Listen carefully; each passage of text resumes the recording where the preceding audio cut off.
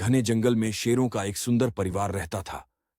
इस परिवार में राजा बब्बर शेर, उसकी रानी पत्नी शेरनी और उनके दो छोटे शावक वीर और बहादुर थे। शेर जंगल का राजा था और अपने परिवार की रक्षा करने के लिए हमेशा सतर्क रहता था। जंगल का जीवन कठिनाइयों से भरा हुआ था, लेकिन फिर भी शेरों का परिवार मिलजुल कर हर कठिनाई का सामना करता था। जंगल में अन्य जानवरों के साथ उनका एक संतुलन बना हुआ था। हिरण, हाथी, बंदर और पक्षी सभी जंगल के इस प्राकृतिक चक्र का हिस्सा थे।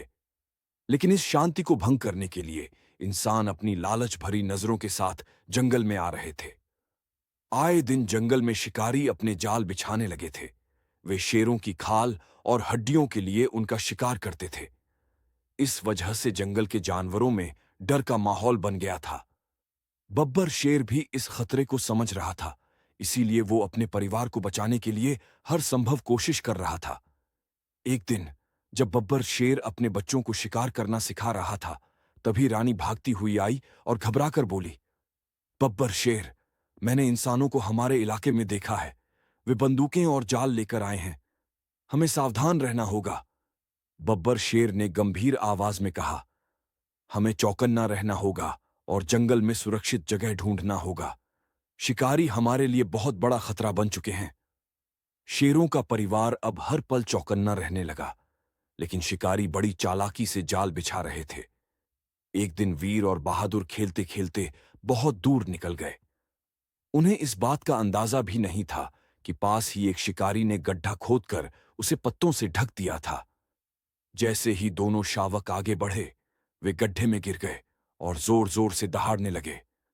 उनकी आवाज सुनकर बब्बर शेर और रानी भागते हुए वहां पहुंचे, लेकिन अब शिकारी भी वहां आ चुके थे।